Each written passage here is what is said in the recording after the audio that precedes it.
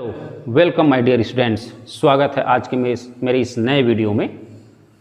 आज आप लोगों के लेकर आया हूँ एक नया टॉपिक, और नया टॉपिक के साथ साथ इसको बोल सकता हूँ मैं क्या, पिछले से रिलेटेड टॉपिक।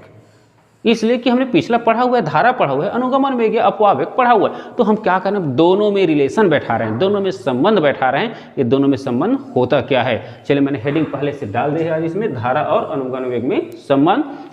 ठीक, जो बच्चे अभी मेरे इस YouTube चैनल में नए जुड़े हैं वे मेरे चैनल को सब्सक्राइब और लाइक ज़रूर कर लें, ताकि आपको पूरा सिलेबस अच्छे से समझ में आए और नए नए टॉपिक आपको मिलते रहें। और अच्छे समझने के लिए मेरे इस चैनल के फिजिक्स ग्रुप के प्लेलिस्ट को शुरू से अंत तक देखें, तो आपको पूरा टॉपिक अच्छे से और समझ में आते जाएंगे। चलिए देखते हैं धारा और अनुगमन वेग में संबंध। अब धारा किस में प्रवाहित होगी, चालक में। कैसे प्रवाहित होती है, इलेक्ट्रॉन के कारण। इलेक्ट्रॉन के कौन से कारण, अनुगमन वेग के कारण। तो यहां पर लेते हैं, चलिए एक चालक लेते हैं। क्या, मान लो सपोज दैट मैंने एक चालक तार लेता हूं, इतना छोटा सा लिया, चलिए छोटा समझ ले, इसको मान के चलिए हम लोग माइक्रोस्कोप से देख रहे हैं तार को, तो इतना मोटा दिख रहा है, ऐसा ले लेते हैं। चलिए सोच लेते हैं, इसको मैंने चलिए नाम दे दिया पी क्यू। पी क्यू एक चालक दे दिया, चालक तार है जिसकी लेंथ, लंबाई ले लेता हूँ सपोज है कितना, एल लेंथ का है। ठीक, इसके अनुप्रस्थ काट का क्षेत्रफल मैं ले लेता हूँ, चलिए क्या, इसको ले लेता हूँ क्या, ए। ठीक है, बात आती है इसमें बहुत सारी चीजें ऐसा देखना है हमको। अब इसका लंबाई एल है, अनुप्रस्थ काट का क्षेत्रफल जिसको आप लोग 11वीं में पढ़े हुए हैं, ठीक है, ए है, तो निश्चित है इस चालक तार या बेलनाकार दिख रहे हैं हमको, इसका हमको क्या फाइंडिंग हो सकती है, वेलोसिटी या आयतन, वेलोसिटी बोलते हैं क्या, आयतन, इसकी फाइंडिंग हो सकती है। तो इसका आयतन कितना होगा, तो इस चालक तार का आयतन जो होगा, लंबाई गुणित अनुप्रस्थ काट का क्षेत्रफल, जो आपने पहले मेंशुरेशन में पढ़ा हुआ है। तो इसका आयतन चलिए कितना लेते हैं, सपोज दैट कितना हो गया, सपोज दैट क्या, इसका आयतन एल हो गया। किसी भी आकृति का आयतन निकालते हैं तो उस चालक तार के आधार का क्षेत्रफल से उसकी लंबाई या ऊंचाई का गुना कर देते हैं, तो अनुप्रस्थ का उसका आयतन निकल जाता है। अब मान लो इसके प्रति एकांक आयतन में, प्रति एकांक आयतन में एन इलेक्ट्रॉन है।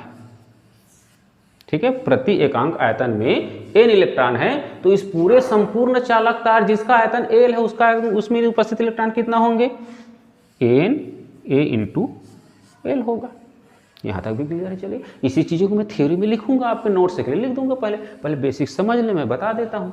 अब मान लो, क्योंकि हमको किस में जाना है, धारा में जाना है, तो निश्चित है धारा के लिए क्या चाहिए, आवेश, क्योंकि हमको मालूम है आवेश प्रवाह की दर को हम क्या कहते हैं, धारा कहते हैं। तो धारा में जाने के लिए हमको आवेश चाहिए ही चाहिए। तो मान लो यदि एक इलेक्ट्रॉन में आवेश की मात्रा ई है, एक इलेक्ट्रॉन में आवेश की मात्रा कितनी है, ई है, तो इतना कंप्लीट इलेक्ट्रॉन में कितना होगा, एन ए एल इंटू ई हो जाएगा। बिल्कुल बेसिक चीज है। ए हो गया क्या, उस चालक में उपस्थित कुल आवेश हो गया। ठीक है, उस चालक उपस्थित कुल आवेश हो गया।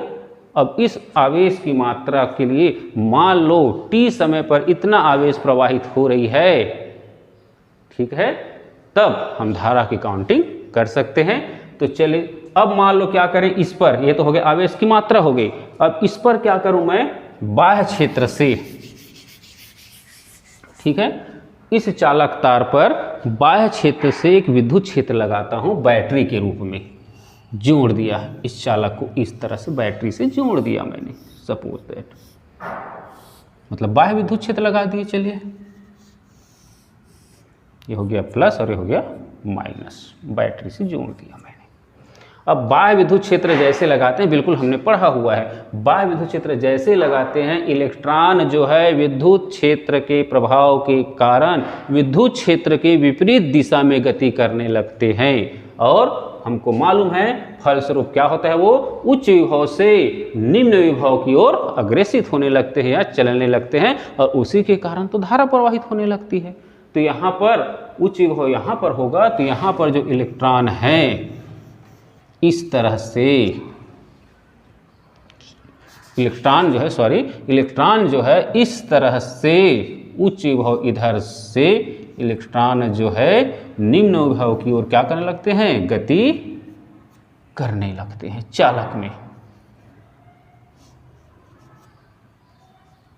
ये इलेक्ट्रॉन इधर गति कर और फलस्वरूप चालक में आवेश जो है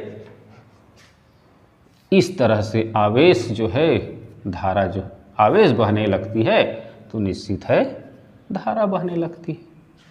ठीक, और इस समय मान लो इस इलेक्ट्रॉन का औसत वेग या उसी को कहें क्या अवगमन वेग या अपवाह वेग कितना हो, vd हो, और t समय पर यह इतनी दूरी तय करता है कितनी, l से p से कहाँ तक, q तक। कौन सा वेग से, इस औसत वेग से t समय पर l दूरी तय करता है। तो हम निश्चित है सूत्र मालूम हमको, वेग बराबर क्या होता है, विस्थापन बटे समय से कितने समय में, t बराबर L/v/d, कितना समय में।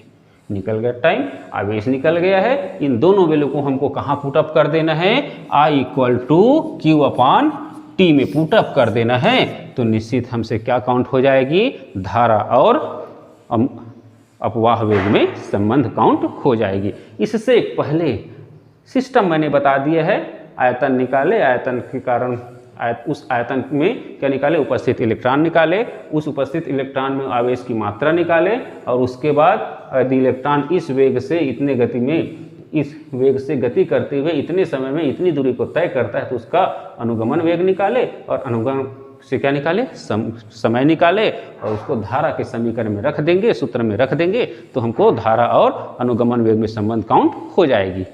बात तो चलिए हो गया, लेकिन अब इसको आपको लिखने के लिए मैं चले इस ऑब्जेक्ट है, इस चित्र है, उसको पहले लिख दूं, उसके बाद काउंटिंग कर देता हूं। चलिए इसका थ्योरी लिख देता हूं। चलिए पूरा थ्योरी, पूरा सिस्टम का डायग्राम पे थ्योरी मैंने लिखा। PQ एक चालक है जिसकी लंबाई L तथा अनुप्रस्थ काट का क्षेत्रफल A है। तो चालक का आयतन कितना होगा मैंने बताया था, L। यदि प्रति एकांक आयतन में इलेक्ट्रॉन की संख्या कितनी हो जाए, N हो, ठीक है, N हो, तो चालक में कुल इलेक्ट्रॉन कितने होंगे, N × Al होगा। इतने एकांक आयतन में इतना है तो इतना आयतन में मल्टीप्लाई होगा। उसके बाद आते हैं कि यदि इलेक्ट्रॉन में आवेश, एक इलेक्ट्रॉन में हम मान लो चार्ज लेते हैं, क्या E लेते हैं, तो कंप्लीट जिसमें इलेक्ट्रॉन, कंप्लीट उस चालक में जितना इलेक्ट्रॉन है उसका कुल आवेश कितना होगा, Q = NaL × E होगी। अब चालक को हमने क्या किया, बाह्य विद्युत क्षेत्र से जोड़ दिया बैटरी के माध्यम से, ठीक है, चालक को हमने बैटरी के माध्यम से बाह्य विद्युत क्षेत्र में जोड़ दिया। तो चालक के इलेक्ट्रॉन जो है विद्युत क्षेत्र के प्रभाव के कारण या विभवांतर उत्पन्न करने के कारण उच्च विभव से निम्न विभव की ओर कितने, Vd, जिसको हमने अनुगमन वेग कहा है, ठीक है, उस अनुगमन वेग से गति करने लगते हैं। ठीक है, अब यदि मान लो, ठीक है, यदि t समय पर वे इलेक्ट्रॉन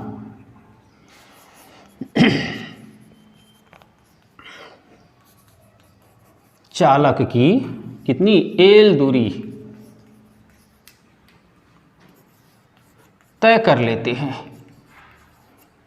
तो क्या होगा, हम जानते हैं Vd वेग बराबर दूरी L बटे समय। t समय पर इतनी दूरी तय कर लिया तो वही t की हमारे पास आवेश काउंटिंग हो चुका है। चलिए बॉक्स इन कर देता हूं मैं, आवेश की काउंटिंग हुआ था, ठीक है।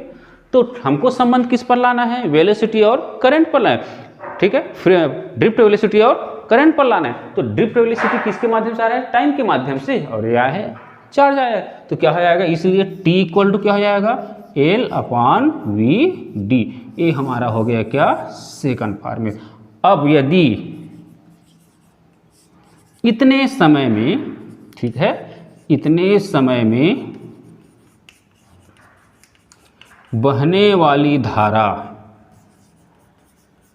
क्या हो, I हो, तो इतने समय में, जितना समय में वह इलेक्ट्रॉन जो है यहाँ से यहाँ तक की दूरी तय किया है, उतने समय में उस चालक में बहने वाली धारा क्या हो, यदि I हो, तो हम जानते क्या है, धारा इक्वल टू या धारा बराबर क्या होता है, आवेश बटे समय। तो आवेश बटे समय का हम काउंट करेंगे और उसके बाद लगभग धारा और अनुगामी वेग में संबंध आ ही जाएगा। यह जो टॉपिक है आपके लिए ज़्यादा नहीं 2 या 3 नंबर के लायक टॉपिक है, आपके पेपर में 3 नंबर का पूछा जा सकता है। चलिए इस सिस्टम को मिटा दो, फिर काउंटिंग में आते हैं। चलिए देखते हैं तो धारा का हमारे पास समीकरण क्या होगा। हम जानते हैं चूंकि धारा इक्वल टू क्या होता है, आवेश बटे समय। धारा हमने लिया I equal to Q upon T होगा। इक्वेशन नंबर फर्स्ट, इसको इक्वेशन नंबर 2 डालकर रखूँ मैं। चलिए ये हो गया इक्वेशन नंबर 2 में चलते हैं। धारा आवेश का हमारे पास इक्वेशन क्या आया था, ठीक, तो पुटिंग करें दोनों से, क्या हो जाएगा, समीकरण 1 व 2 से मान रखने पर, समीकरण 1 और 2 से मान रखें, Q का वैल्यू जो आया था हमारे पास क्या, N A L into E upon T का वैल्यू कितना आया था, L upon V D. Mathematical solve करें तो आई इक्वल टू आ जाएगा क्या, एल एल कैंसिल हो जाएगा, ये एल और एल कैंसिल बनेगा N A E into V D.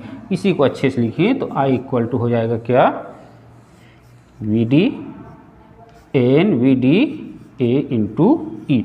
और यही क्या है, धारा और अनुगमन वेग में या अपवाह वेग में संबंध है।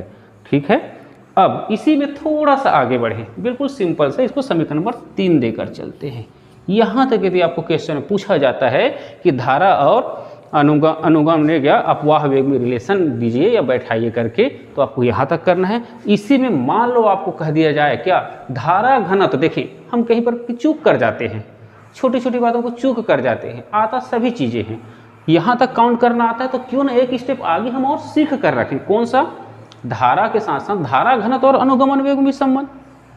ठीक है, तो धारा घनत्व और अनुगमन वेग में क्या संबंध हो सकता है, क्वेश्चन ऐसा कर दे तो इसी को मैं अपने हिसाब से टॉपिक तो हो सकता है क्या, धारा घनत्व और अनुगमन वेग